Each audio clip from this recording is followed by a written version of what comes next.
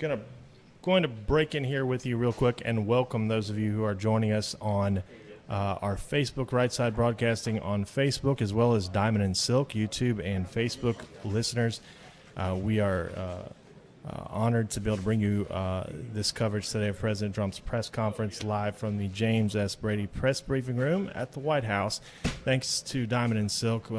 We love them. We have been working with them now for the last 4 years, and they're just amazing to work with, and we appreciate y'all so much. If you're not a fan of Right Side Broadcasting on Facebook or a subscriber on YouTube, just hit the subscribe button on YouTube, search for Right Side Broadcasting on Facebook, and like us. And I encourage all of our viewers who are watching as well to like and do the same for Diamond and Silk. Great content coming from out of Diamond and Silk, and we appreciate them so very much. We will be, we'll have to say this really quick before I get off. We are going to try to do some more events. We've been inside, we've been to the White House before, we've been inside the briefing room before. Haven't got to ask a question yet, but we have been there, and we are looking into, since the rallies are not happening right now, we are looking into doing more of those kinds of things and going back and forth to D.C. We did have an office in D.C., but now we are strictly based here in Auburn, but we are willing to travel, and we're considering that and looking at some of the upcoming events. And we were going to go to the RNC, but now that's not happening. So we'll continue to bring you these events, and hopefully we'll be traveling to D.C. sometime soon, and hopefully be in the briefing room and get to ask a few questions. That's the goal anyway. We have gotten passes before, so we are able to get in. So again, we'll turn it back over to the briefing room. Y'all enjoy, and we'll see you back here shortly.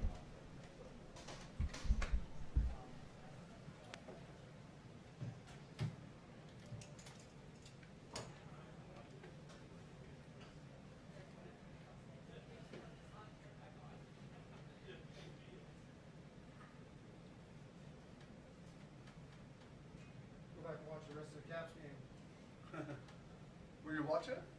Come back, guys.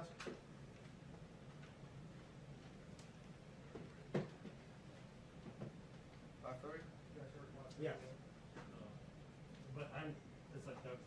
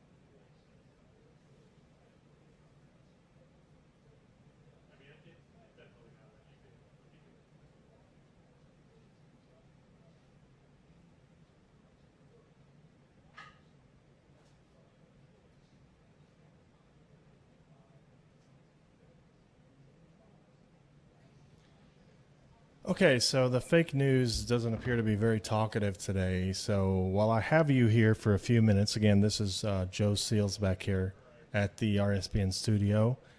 Just really quick, wanted to sort of run down while we're waiting on the president. A lot of these polls, as we have known for a while, are fake. A lot of them are heavily weighed towards the Democrats. And one of the things I've always said is that you need to look for polls when you see the results of polls that measure likely voters, not registered voters. These are the folks that are most likely to go out to the polls and vote, or hopefully the Democrats don't get their way with all the mail-in ballots, because that could be a complete disaster. But while I have you really quick, just turn your focus to Rasmussen, which was actually, I believe, the most accurate poll back in 2016. That today they do a daily presidential approval poll, 1,500 likely voters. So these are a mixture of Democrats, Republicans, but these are the ones that are most likely to go out.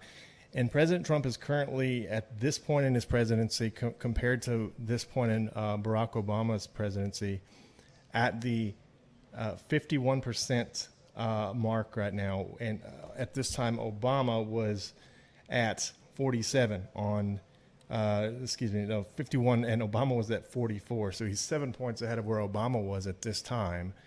And so that has been the trend lately, is trending up for President Trump. And then the Breitbart article from the other day, Trump is starting to edge up in some of these polls, and a lot of these polls are, in my opinion, more accurate than the ones you see from Fox News, even the Washington Post and polls like that, because they figure in likely voters, and they also weigh it more accurate. But if you want to check that out, go over to Breitbart. Shows Trump leading Biden 48 to 46%. And the most important thing is not a national poll, but the fact that he is winning in battleground states and has a significant lead in a couple of them. So go over there and check that out. All is well, so don't worry. Don't let the fake news get you down. Everything's going to be okay. And President will be out soon. And we appreciate y'all joining us here on RSBN today. Just testing my microphone out, and I don't normally talk, but I just felt like coming on today, saying hello, and hope everybody is healthy and well.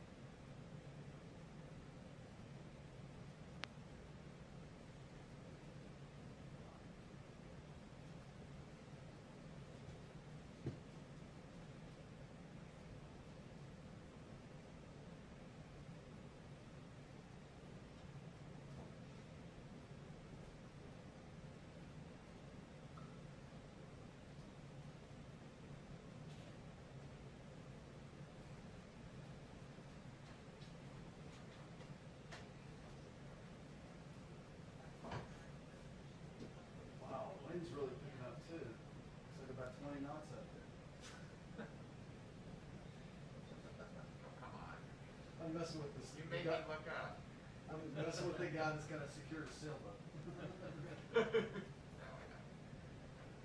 Sebastian's got a fancy, 50-foot tri-hull. Yeah. And a slip that costs more than my house. Yeah.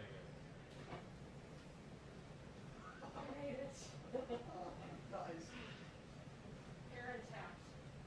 They're intact. Hey, Shannon, Yeah. you gonna bring the earpiece up here? Oh, the mold? Oh, Oh, hold on, what's going on? if you want to use the one that's under the stairs. Oh, I have one, because, I can Okay. use that one, for whatever. Right. Oh, thank you. Excuse me?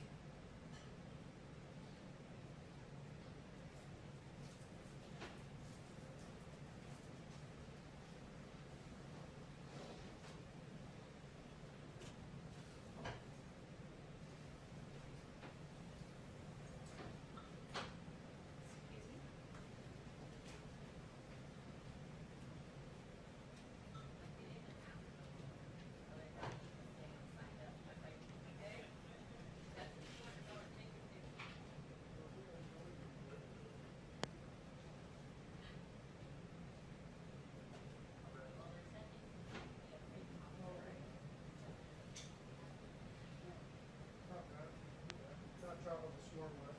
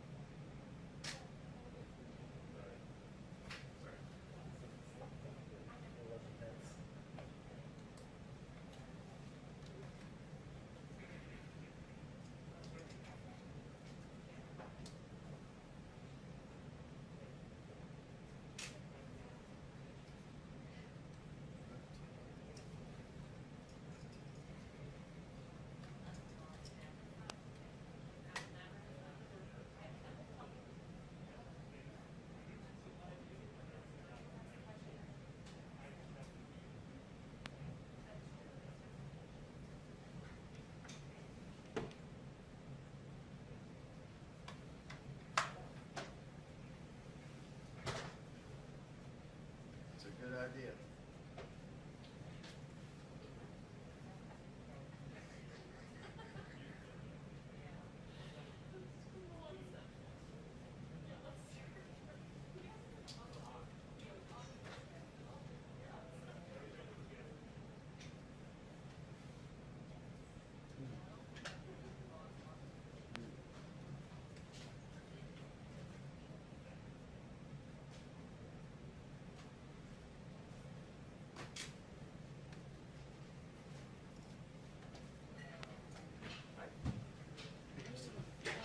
Good, how are you?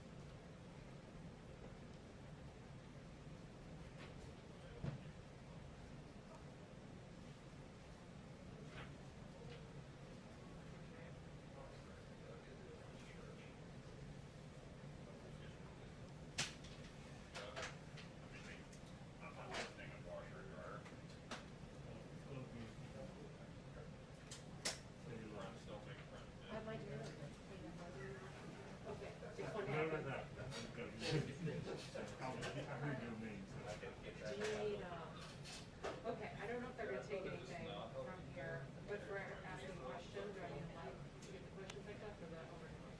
Over here. Yeah. I mean, that's up to This you. is just if they call me, if they wanna do it afterwards. That's probably too tough. You're going. Okay. Okay, all right.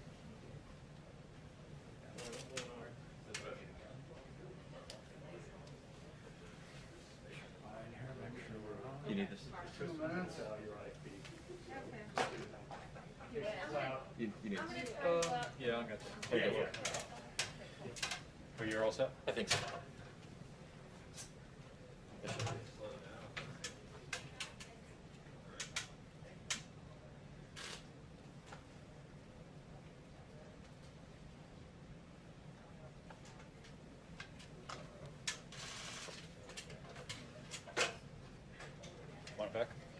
No, I can put it back though. It goes I'm over there. Okay, cool.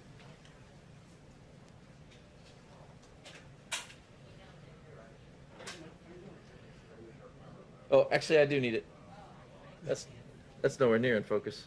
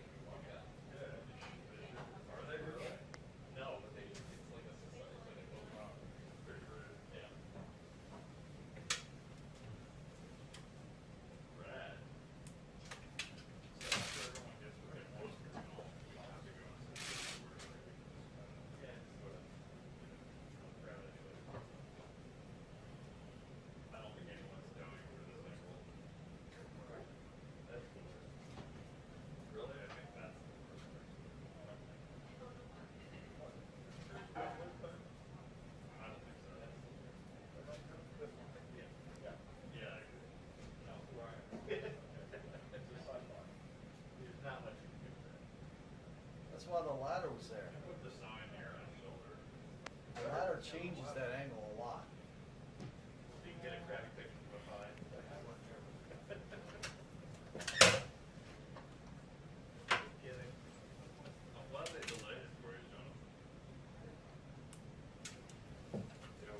What's that? I had about 5 hours to do this. Yeah. This thing isn't happening until 6:45.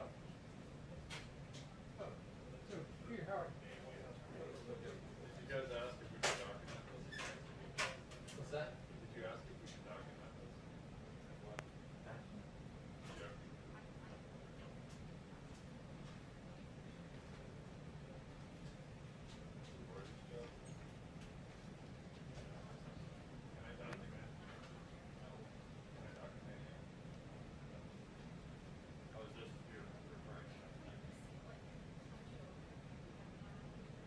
Oh, what are you doing? You need to focus? I need to kill this bug, but I don't know what it is. It's humongous. If it has a top hat and a cane, you're not supposed to kill it. You say a bug, is it a spider? No, it's not. It's of the cricket family. Oh my. And he's got his own, bye buddy, not that I don't love you, Oh. but you gotta go. Sound like a cockroach? No, it's the antennae were cricket, much longer. I just didn't want it hopping on my shoulder in the middle of this thing. Sorry, bud.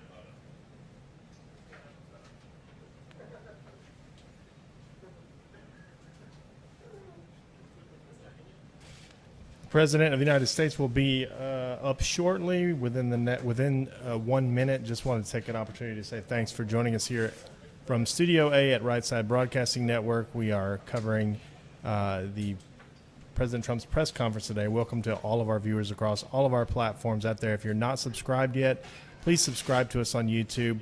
It really helps us out a lot. We were expecting a lot of rallies this season. Didn't quite pan out. But we cover these every day. We cover everything President Trump does. So if you're not subscribed to us and you're watching on YouTube, hit the subscribe button. Follow us on Facebook. And here is the President of the United States.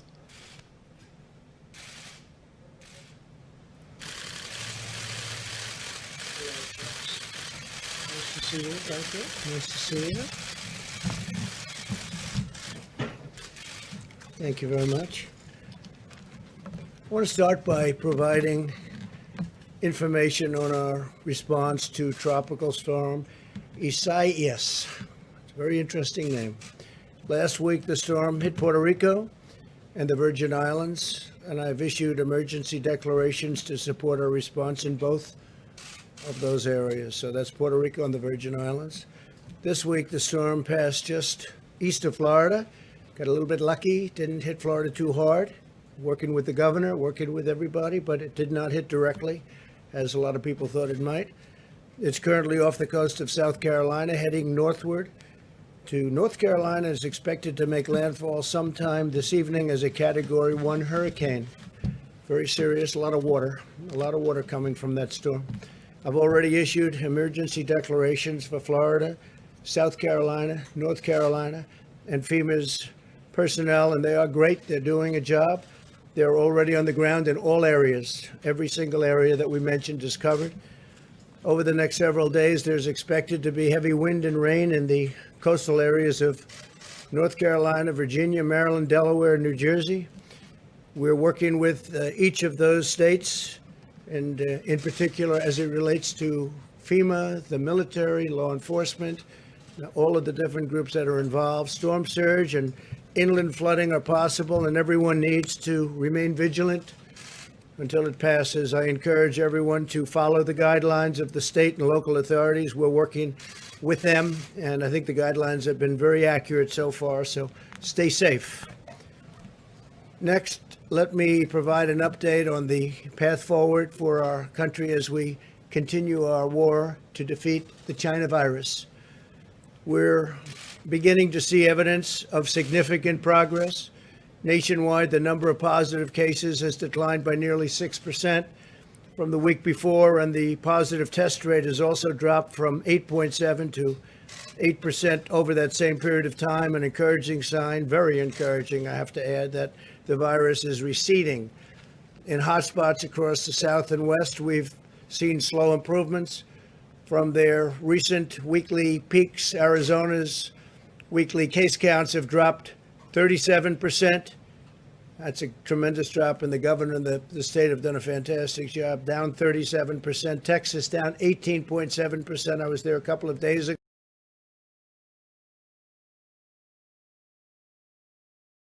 ago.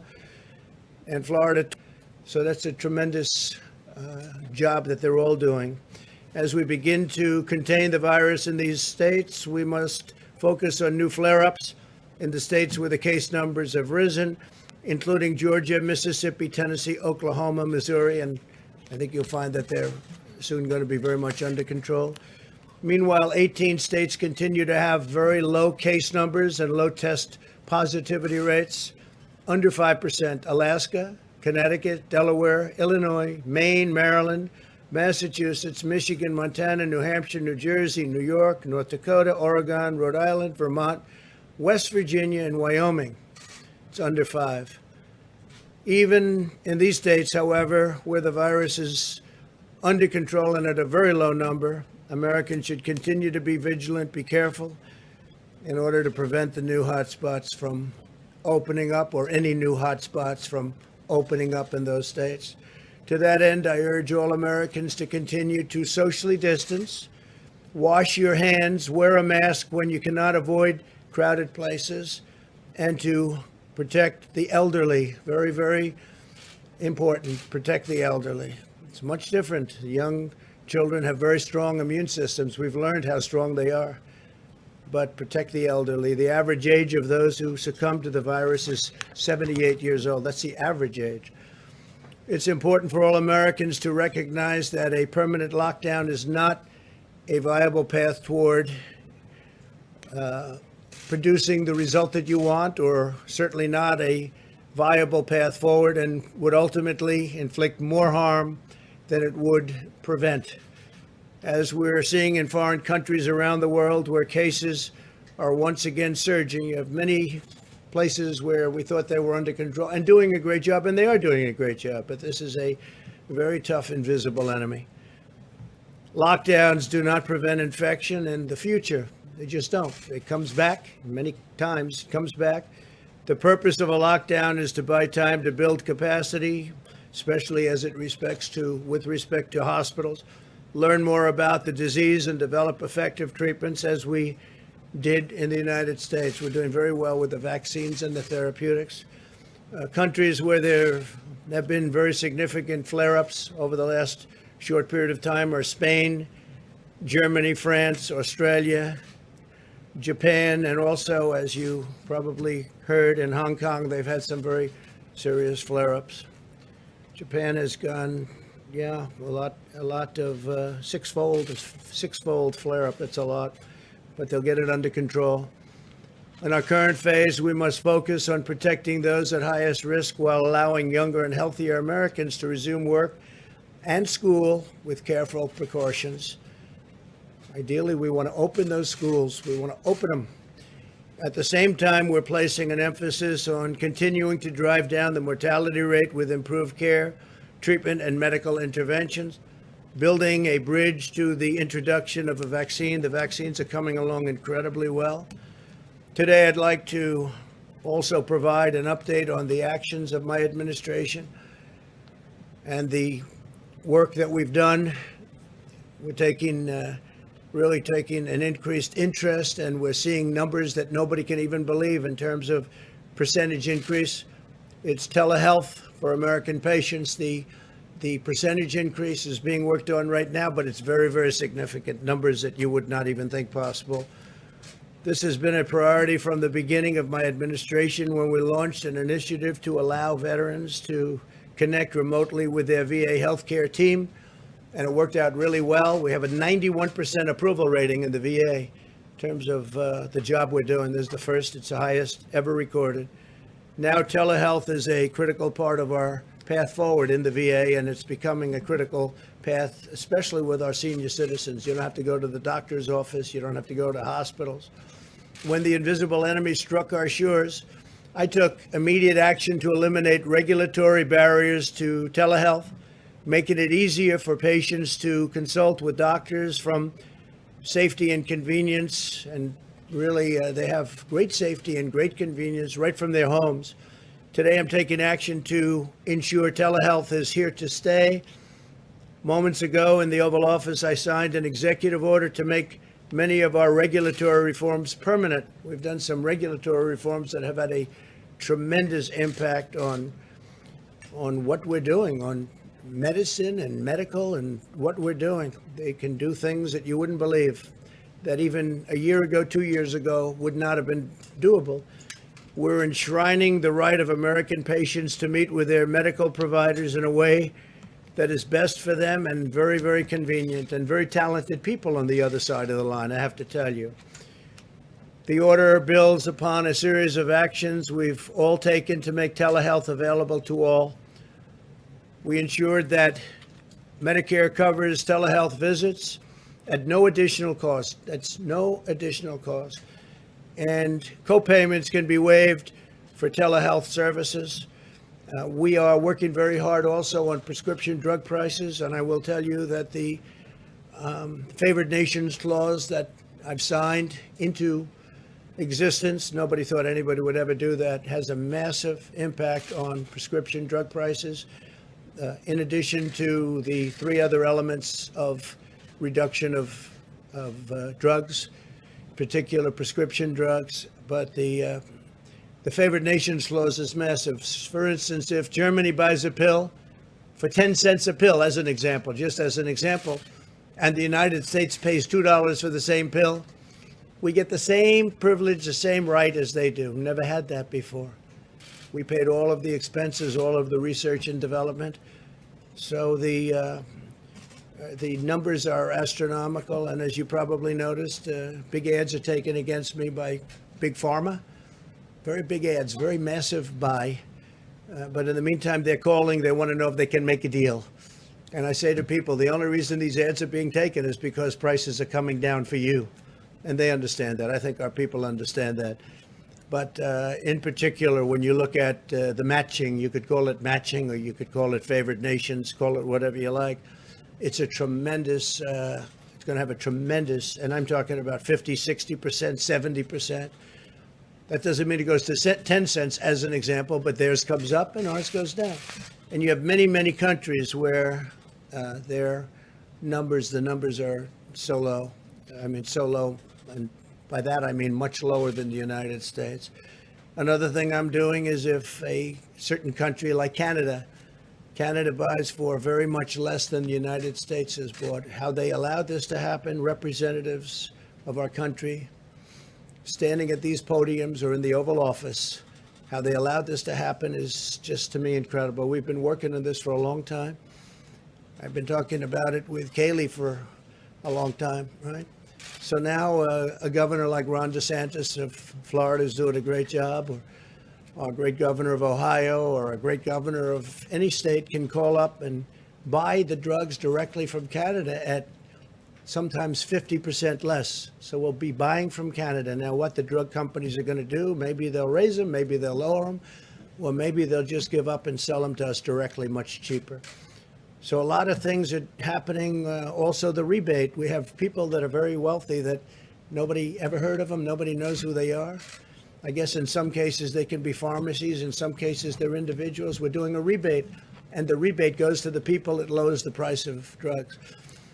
So we have a series of 4 things that we signed, and you will see over a period of fairly short period, drug prices are going to be tumbling down at numbers that nobody would have ever believed possible.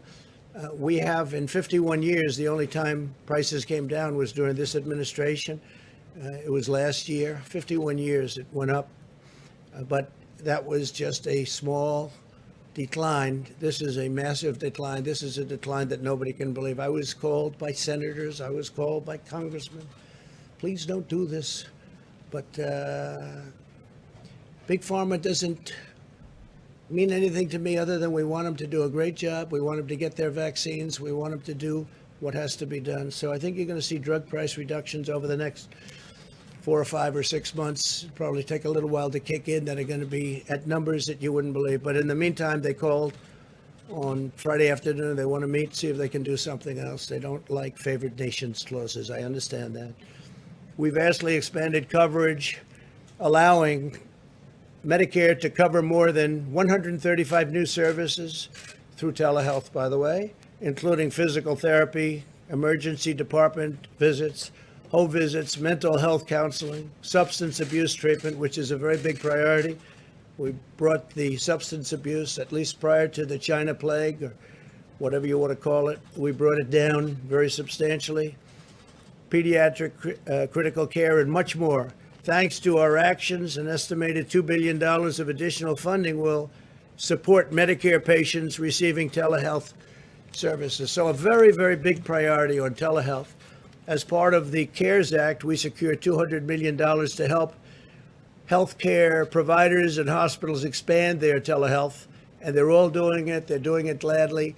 Prior to the epidemic or the pandemic, whatever you want to say and how you want to refer to it, but prior to the pandemic, the telehealth was fine, but it wasn't anything raging. And I guess one of the only good things that we've gotten out of this whole horrible situation is telehealth has been incredible. And again, the increases are, many hundreds of times greater than it was before. Do you have a number? It's like 2,000% or something like that. It's an incredible increase.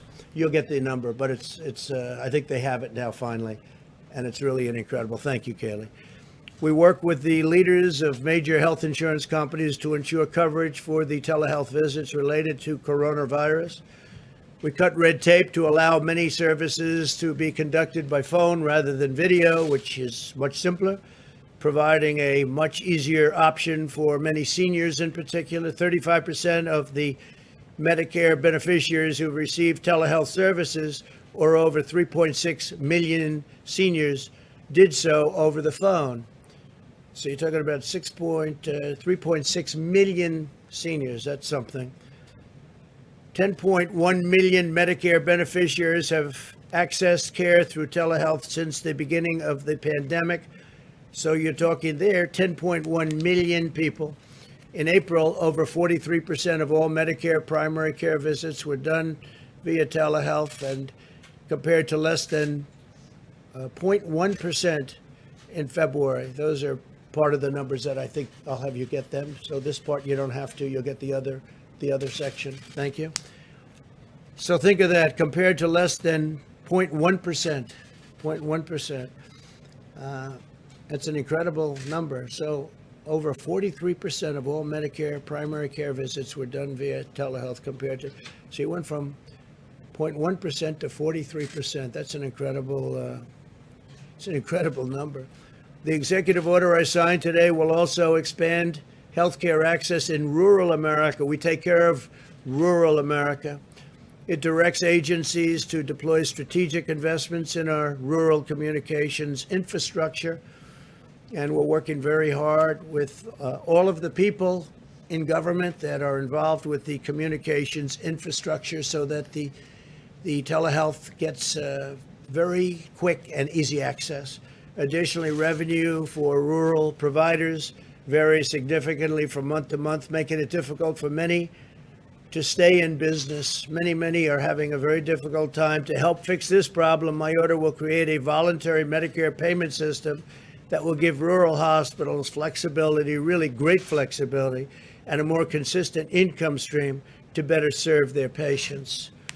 Furthermore, I'm directing the Department of Agriculture, Department of Health and Human Services, and the Federal Communications Commission. We were just with the heads of each one in the Oval Office just before I came up to the podium to form a task force that will break down barriers to expanding rural health care. This order continues my administration's focus on rural health care. We allocated nearly $165 million through the CARES Act to support nearly 1,800 small rural hospitals who have done an incredible job, as well as $11.5 million to expand technical assistance for rural and underserved areas. We allocated another $10 billion to 2,000 rural hospitals and more than 2,400 rural health clinics. We waived burdensome licensing, certification, and registration requirements, which took tremendous amounts of time. And these are people that had great reputations and great track records for practitioners that serve on the front lines in rural areas, allowing more medical personnel to serve their wonderful patients. We're also, in terms of PPE, ensuring that the state and local areas have the supplies they need. We've been supplying hospitals and cities and states, governors, helping governors at a number that nobody's ever heard of before. 15,440 nursing homes have received a second shipment of personal protective equipment. They're very much stocked up. They're in great shape. They all have the ventilators, all the ventilators they need. They have actually more than they need. And their equipment, medical equipment, is in very, very good shape. They're full. My administration has worked with the private sector to deliver over 100 million N95 respirators, 85 million gloves, and nearly 250 million face coverings nationwide. We continue to make the extraordinary progress that we've been talking about together on vaccines and treatments under Operation Warp Speed, which is very exciting, most exciting. Last week, we distributed 2,979 cases of remdesivir, which is proving to be extremely powerful and good, enough to treat more than 19,000 patients, had great results. This includes 500 cases for Florida, 500 for Texas, 300 for California, 200 for Ohio, and 150 for Arizona and Georgia. And those numbers will be going up rapidly as we move along.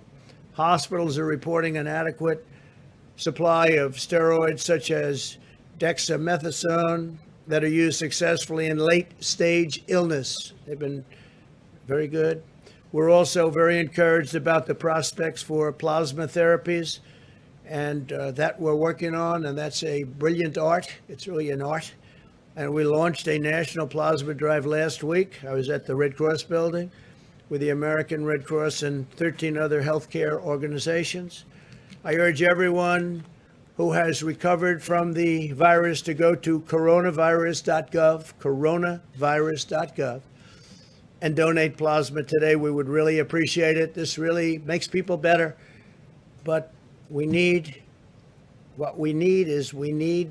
that beautiful ingredient that you that got better seem to have in your veins. You have to go to coronavirus.gov and donate plasma today. It would be tremendous. We really appreciate it if you do it, because we're low.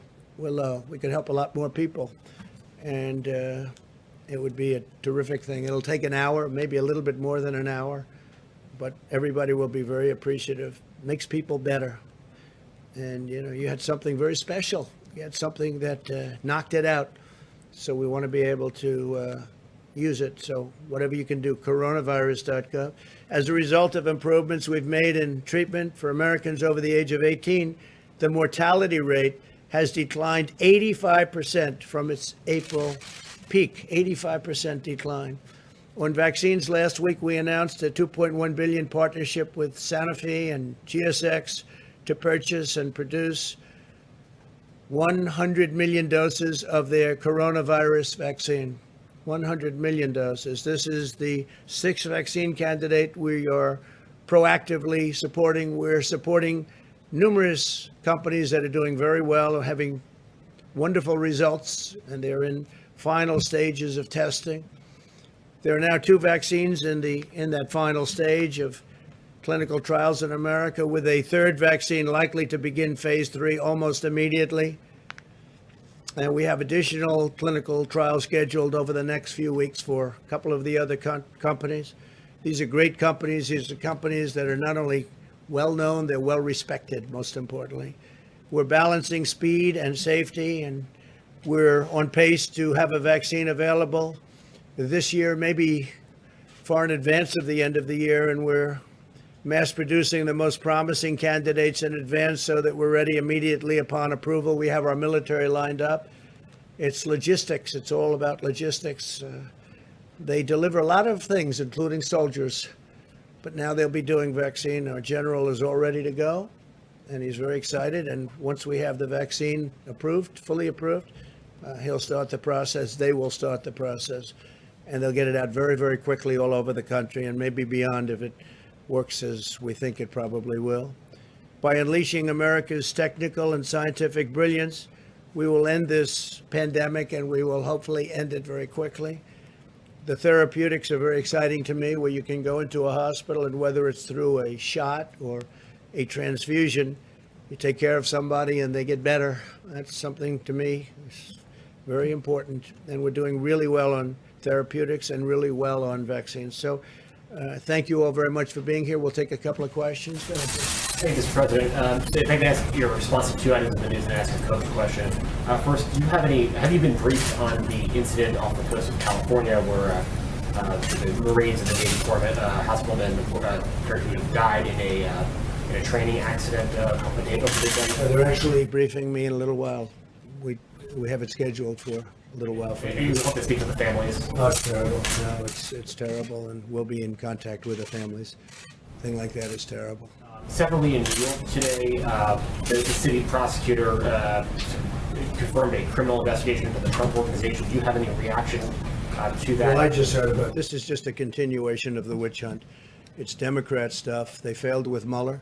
They failed with everything. They failed with Congress. They failed at every stage of the game. This has been going on for 3.5, 4 years. Even before I got in, this was starting with the Mueller deal.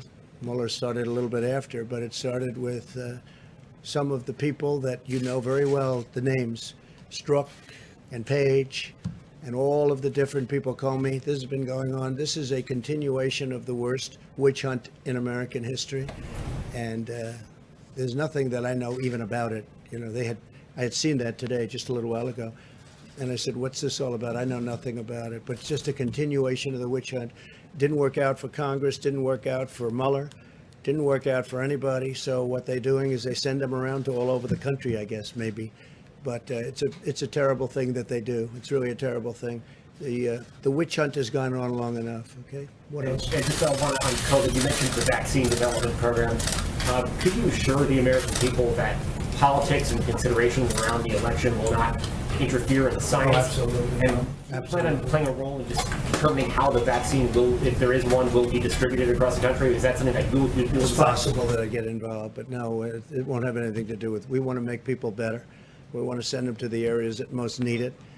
And I think we're going to have something very soon. It's going good. Jeff? Mr. President, you said today in a tweet that Dr. Birx was taking bait from Speaker Pelosi. What did you mean by that, considering that she was just describing the facts about the case of the pandemic right now across the country?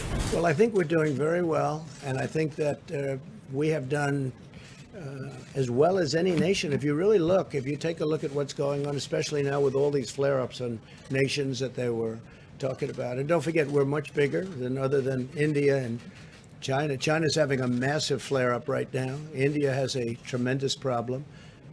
Other countries have problems, and I noticed that in the news, in the evening news, I never read about that. In any of the news, I don't read about the other countries. You're starting to see that other countries are having very big flare-ups. Countries that thought they were over it, like we thought we might be over it in Florida, and then all of a sudden it comes back. They do come back. But I think we're doing very well. I told Dr. Birx I think we're doing very well. She was in my office a little while ago. She's a person I have a lot of respect for. I think Nancy Pelosi's treated her very badly, very, very badly, very nasty. And I'm just referring to the fact that I thought that really they should say the job we've done, whether it's on ventilators or testing. We've tested now over 60 million people. No other country is even close to that. We've tested 60 million people with great, in many cases, about 50% now rapid fire, meaning 5 to 15 to 20-minute tests where you get the result almost immediately. Nobody has anything like that. Nobody. And I think we're just doing very well. Does that mean just to follow up just quickly, does that mean you disagree with her characterization, Mr. President? Go ahead, please. Thanks, Mr. President. I wanted to follow up on two things that you said earlier in the cabinet room. The first was on TikTok, and the second was on coronavirus. And on TikTok, you said that you wanted money for the U.S. Treasury from the sale. Does that mean you expect the Chinese company to pay the U.S. Treasury directly, or are you talking about Either way, whether it's Microsoft or somebody else, or if it was the Chinese, what the price is, the United States should get a very large percentage of that price, because we're making it possible. Without us, you know, I use the expression, it's like the landlord and the tenant, and without the lease, the tenant doesn't have the value. Well, we're sort of, in a certain way, the lease. We make it possible to have this great success. TikTok's a tremendous success, but a big portion of it's in this country. from the sale directly? It would come from the sale, yeah. Whatever the number is, it would come from the sale. And then you Which mentioned nobody else would be thinking about but me. But that's the way I think, and I think it's very fair. And you But mentioned we want no security problems with China. It's got to be an American company. It's got to be American security. It's got to be owned here. We don't want to have any problems with security, etc. And something could come out. I will tell you, there's a lot of excitement, not only by Microsoft, but by other companies in terms of buying it. So we'll see what happens. But we want, and we think we deserve to have a big percentage of that price coming to America, coming to the Treasury. then on the negotiations on Capitol Hill, you expressed some frustration and said you might take executive action to address. I do that, yes. So I was wondering if you could talk about both how you might prevent evictions through executive action, and then also I could do that if I want, and I want to do that. I don't want people to be evicted. And, you know, when they're evicted, when they're thrown out of their, whatever the place may be, in many cases, they go to big shelters. And if you talk about pandemic, this is a pandemic, and they go to shelters. Number one, they're thrown out viciously. It's not their fault. It's China's fault. It's not anybody's fault. It's China's fault. But number two, and if they are thrown out, they oftentimes will go to a shelter with tremendous numbers of other people, and the virus will spread. And we don't want that. Are you considering suspending payroll, the collection of payroll taxes? Well, I can do that also through an executive order, so we'll be talking about that. But we're having a very good discussion with Nancy Pelosi and Chuck Schumer. The problem is they want to do bailouts of their various Democrat-run states and cities. And they want a lot of money. They want $1 trillion for that. And so they want to do much more than COVID related. They want to bail out cities and states that have been in trouble for years of bad management. In all cases, Democrat-run cities. And we don't think that's fair. You understand that. You've heard it before. Yeah, please go ahead. Thanks, Mr. President. I wanted to ask you about the Justice Department sending federal agents into cities like Chicago as part of Operation Legend. How exactly do you envision these federal forces working alongside local police departments to help stop violent It's crime? not a mass send, but it's sending very talented people to help them with the drugs and the shootings and the guns and the things that are happening. It's not like sending in the National Guard and stopping it cold, which is an example. A lot of progress has been made in Portland, but, you know, frankly, sending in the National Guard like we did in Minneapolis, it stopped it cold. From the time we sent that National Guard, they walked down the street, it was over in Minneapolis. Now it may be starting up again. These are Democrat-run cities and states, and it hasn't been a pretty picture to watch. We will help Chicago. We'll help New York if they request. They have to request the help. But we want to stop the drugs. We want to stop the guns. A lot of the Chicago is guns, but what it is drug-related, gang-related, largely gang-related. With ICE, we send out thousands of MS-13, thousands and thousands of MS-13. We send them back, or in some cases have to put them in prison. They're too violent. They're truly violent. So we're helping out. When you look at what's happening in Chicago and some other cities with the shootings and the killings, they need help. And we haven't met with resistance, I have to be honest with you. I think it's good that we haven't. We're only looking to help them. We're only looking to help. OAN. Thank you, Mr. President. In our nation's 243-year history, there's never been a stronger push for mail-in ballots to determine a national election. Yeah. Are you considering at any point issuing an executive order addressing mail-in ballots, and why do you think some people are pushing this so hard? Well, there's never been a push like this for mail-in ballots. And if you look at the New York congressional race, which is a disaster, Carolyn, it's been a total disaster. They're 6 weeks into it now. They have no clue what's going on. And I mean, I think I can say right here and now, I think you have to rerun that race because it's a mess. Nobody knows what's happening with the ballots and the lost ballots and the fraudulent ballots, I guess. I think you probably have to take the Carolyn Maloney race and run it over again. How can you do this? And this is a small race with literally thousands of people, small thousands, and it's all messed up. You look at Paterson, New Jersey, it's all messed up. Almost every one of these, and these are small, easy to control. They should be able to do this easy.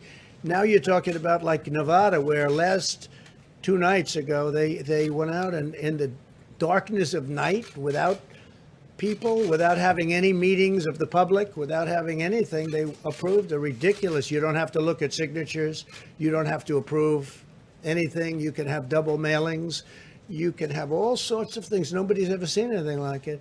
It's a disgrace. I mean, honestly, it's a disgrace. So it's a very good question. I mean, the mail-in ballots, if you look at just some of the small places, the small races, a congressional race in New York, should be very easy. Normally that would have been announced at 7 o'clock and it would have been down to the wire and everybody would have loved it. If it was at all complex, it would have taken an extra 45 minutes or an hour. They would have announced it a little bit later. They have no clue. This was about 6 weeks ago and they have no clue what's going on. They've lost ballots. There's fraudulent ballots. How are you going to do that for an entire nation? They're using COVID to try and get the mail-in ballots. Now, absentee ballots are great. Absentee ballots, they have to request them. They go through a process. They get them. But the universal mail-in ballots have turned out to be a disaster. And what Nevada has been doing, if you look over the last few days, You have to look at what they've done. You can have 2 ballots. You can harvest. It's harvesting. So you can take thousands of ballots, put them together, and just dump them down on somebody's desk after a certain period of time. They have something where if you vote, the vote can count up to 7 days later. Well, if the vote's going to count 7 days later, that means if it depends on the one state like Nevada, that would mean simply that you can't have, supposing it's down to that one state, it could be. It's a great state. But supposing it's down to that one state, that means you have to wait 7 days.